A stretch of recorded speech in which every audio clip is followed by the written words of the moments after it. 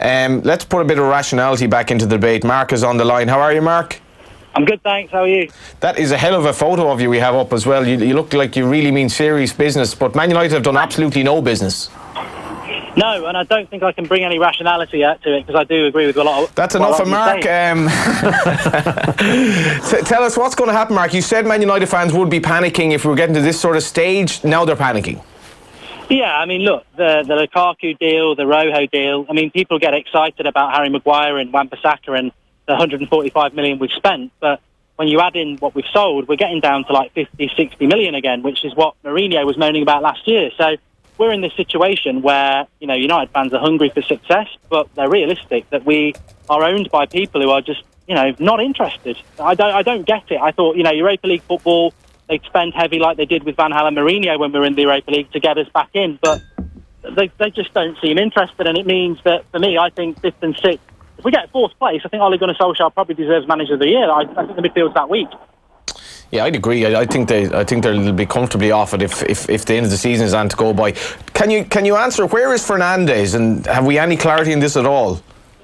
Well, look, Bruno Fernandes is a player that Manchester United say they're not interested in, but then you have to ask, who are you interested in all summer then? Herrera left and you knew he was leaving in January. Where's this midfielder that you wanted? I think with Bruno Fernandes, it's quite similar to Perisic 2 years ago. Mourinho wanted Perisic, but the club wouldn't pay the 50 million. I think that Manchester United, Ole Gunnar Solskjaer, want Bruno Fernandes, and the club won't pay the money again because he's the logical signing. He's the gaping hole in that midfield with Herrera gone. But he's training in Lisbon, so he isn't coming, is he? The midfield is a shambles, really, isn't it? Oh, yeah, definitely. I heard what Kevin was saying about Fred. I think if he wasn't Brazilian, he'd be no better than Tom Cleverley. He's bang average, and for £50 million, there's so much hope going into this midfield. Like, oh, can Pereira do it? Can McTominay do it? Can Fred do it? Can Matic turn around the fact that he's declining and, you know, not that good anymore? You don't go into a 38-game season and turn those question marks into a title challenge or even the top 3 for me. Yeah, I'm almost as big a fan of Adrien Rabiot as his mother is, and he was linked to the club. I know you'd have to have deep reservations about him as a general character after what happened at PSG. He went to Juve, but he would have been a hell of a signing, I think. Yeah, I think we came into this transfer window quite arrogant, saying, oh, I don't know whether we want Rabiot because of his attitude. With an hour to go, you know, I'd probably sign his mum in the midfield, I'd sign Gareth Bale.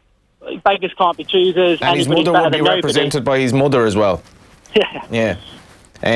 Is it like, how long is Ole going to last? I think this could be one of the most important hours in his managerial life, really. How long is he going to last, and is it kind of contingent on what happens in the next hour and 15 minutes?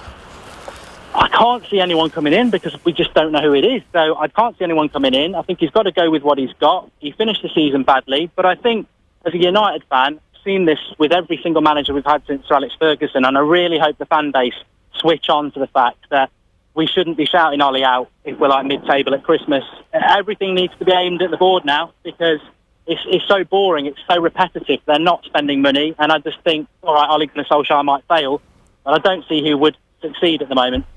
We're asking you some tough questions here, but here's another one. How long until Pogba effectively downs tools? I mean, this is another thing. If people think it's bad now, why do people think that Pogba's changed his mind about wanting to go? And yeah, you can force a player to stay, but for 3 years he wanted to be here and was very inconsistent. How is he suddenly going to be Mr. Consistent when he doesn't want to be here? So I hope and pray he's just going to get on with it for a year and we'll sell him next summer. But we've seen these things before, and it could get a lot worse. It could be in the next couple of weeks. You sound like a man that needs to go to the bar. I desperately need to go to the bar. I'm stood across from a bar at the moment in London, so I think I'm just going to go in there now and try and focus a little bit on liquid refreshment. Yeah, I guess we're getting to the stage where Man United are, as an entity, are obviously fairly in the world of business and all that. They're grand, but they could be years away from a title challenge if you look at it in the broader sense. I think when we went in the summer, a lot of people were like, let's be patient, it's a 3-year plan. But it's not a 3-year plan anymore because that was dependent on actually bringing in a midfielder, maybe 2. The defence, I agree, was doing good in the defence, but the midfield's not been done. So it's not even a rebuild yet because there's still gaping holes there. So I sort of felt maybe 3 years' time we might challenge for a title. I wouldn't even start the clock yet. You've got to add another year on because this summer has not been what it needed to be, even if it was part of a rebuild. In fairness to Lukaku, as much as he's a bit of a Marmite character, he did. You couldn't say he didn't actually give his all for Man United. How much of a loss is he?